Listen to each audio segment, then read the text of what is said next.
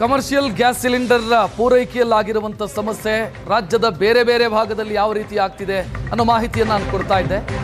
ದಾವಣಗೆರೆಯಲ್ಲೂ ಕೂಡ ಪ್ರಸಿದ್ಧ ಬೆಣ್ಣೆ ದೋಸೆ ಹೋಟೆಲ್ಗಳಿಗೂ ಕೂಡ ಸಮಸ್ಯೆಯ ಮುನ್ಸೂಚನೆ.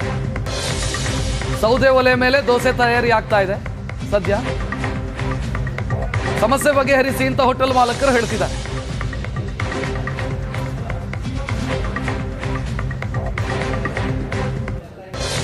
ದಾವಣಗೆರೆಯ ಸ್ಥಿತಿ ಇದು. ಹೋಟೆಲ್ ಮಾಲಕರು ಹೇಳ್ತಿದ್ದಾರೆ, ನಮ್ಮ ಬೇಡಿಕೆಗೆ ತಕ್ಕಷ್ಟು LPG ಪೂರೈಕೆ ಆಗ್ತಿಲ್ಲ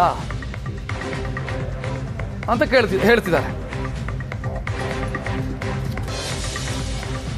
ಸಿಲಿಂಡರ್ ಅಂದರೆ ಈಗ ರಷ್ಯಾ, ಅಮೆರಿಕ ಮತ್ತು ಇಸ್ರೇಲ್ ಇರಾನ್ ನಡುವೆ ಯುದ್ಧ ನಡೀತಾ ಇದೆಯಲ್ಲ, ಹಂಗಾಗಿ ಈ ಕಡೆ ಇಂಡಿಯಾದಲ್ಲೂ ಭಾಳ ಗೃಹ ಬಳಕೆಯದ್ದಾಗಲಿ ವಾಣಿಜ್ಯ ಬಳಕೆ ಗ್ಯಾಸ್ ಆಗಲಿ ಸಿಗ್ತಾ ಇಲ್ಲ.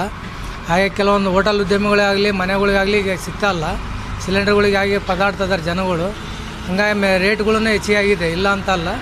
ನಮ್ಮ ಕೆಲವೊಂದು ಹೋಟೆಲ್ಗಳು ಕಟ್ಟಿಗೆ ಸೌದೆ ಒಲೆ ಇರೋದ್ರಿಂದ ಸ್ವಲ್ಪ ನಮಗೆ ಏನು ಅನ್ನಿಸ್ತಾ ಇಲ್ಲ. ಆದರೆ ಇನ್ನು ಮುಂದೆ ಏನಾದರೂ ಸಿಲಿಂಡರ್ದು ನಮಗೆ ತೊಂದರೆ ಆಗ್ಬೋದು ಅನ್ನಿಸುತ್ತೆ. ಆಮೇಲೆ ಎಲ್ಲ ಹೋಟೆಲ್ಗಳಲ್ಲಿ ಹೆಚ್ಚು ವಾಣಿಜ್ಯ ಸಿಲಿಂಡರ್ಗಳನ್ನ ಬಳಸ್ತಾ ಇದ್ದಾರೆ. ಹಂಗಾಗಿ ದೊಡ್ಡ ಹೋಟ್ಲ್ಗಳಿಗೆ ಹೊಡೆತ ಬೀಳ್ತಾ ಇದೆ. ಒಲೆಯಲ್ಲಿದ್ರೆ ನಮಗೆ ಆಲೂಗಡ್ಡೆ, ಈರುಳ್ಳಿ, ಮೆಣಸಿನ್ಕಾಯಿ ಬೇಯಿಸೋಕ್ಕಂದ್ರೆ ಬೇಕೇ ಬೇಕು ಸರ್. ಈಗ ಅದನ್ನು ಒಲೆ ಇಲ್ಲ ನಮಗೆ. ಅದು ಹಂಗಾಗಿ ನಾವು ವಾಣಿಜ್ಯ ಸಿಲಿಂಡರ್ಗಳನ್ನ ಬಳಸ್ತಾ ಇದ್ದೀವಿ. ಹಂಗಾಗಿ ನಮಗೂ ಮುಂದೆ ತೊಂದರೆ ಆಗುತ್ತೆ ಅಂತ ಅನ್ನಿಸುತ್ತೆ. ಇಡೀ ಇಂಡಿಯಾದಲ್ಲೇ ಈಗ ಸಿಲಿಂಡರ್ದು ಭಾಳ ಪರಿಸ್ಥಿತಿ ಅಭಾವ ಆಗ್ತೈತೆ ಅಂತ ಅನ್ನಿಸ್ತಾ ಇದೆ ಸರ್. ದೋಸೆ ಅಂದರೆ ನಮ್ಮದು ಕಟ್ಟಿಗೆ ಇದೆ ಸರ್. ಕಟ್ಟಿಗೆ ಒಲೆಯಲ್ಲೇ ನಾವು ಮಾಡ್ತಾ ಇದ್ದೀವಿ. ನಾವೆಲ್ಲ 25 ವರ್ಷದ್ದೂ ಇದೆ ಕಟ್ಟಿಗೆ ಒಲೆಯಲ್ಲೇ ಮಾಡ್ತಾ ಇದ್ದೀವಿ. ಬಳ್ಳಾರಿ ಜಿಲ್ಲೆಯಲ್ಲೂ ಕೂಡ ವಾಣಿಜ್ಯ ಉದ್ದೇಶದ ಗ್ಯಾಸ್ ಸಿಲಿಂಡರ್ ಪೂರೈಕೆ ಸ್ಥಗಿತಗೊಂಡಿದೆ. 2 ದಿನಕ್ಕಾಗುವಷ್ಟು ಮಾತ್ರ ಹೋಟೆಲ್ಗಳಲ್ಲಿ ಸ್ಟಾಕ್ ಇದೆ.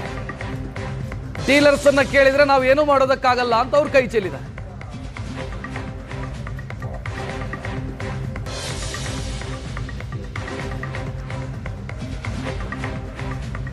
ಇಡೀ ಬಳ್ಳಾರಿ ಜಿಲ್ಲೆಯಲ್ಲಿ ಸದ್ಯ ವಾಣಿಜ್ಯ ಬಳಕೆಯ ಗ್ಯಾಸ್ ಸಿಲಿಂಡರ್ ಪೂರೈಕೆ ಆಗ್ತಿಲ್ಲ. ಕಳೆದ 2 ದಿನಗಳಿಂದ ಪೂರೈಕೆ ಆಗ್ತಾ ಇಲ್ಲ.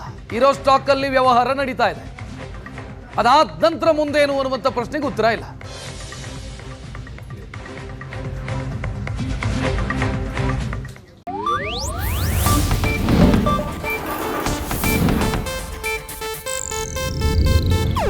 ಇದು ಏಷ್ಯಾನೆಟ್ ನ್ಯೂಸ್ ನೆಟ್ವರ್ಕ್ ಪ್ರಸ್ತುತಿ.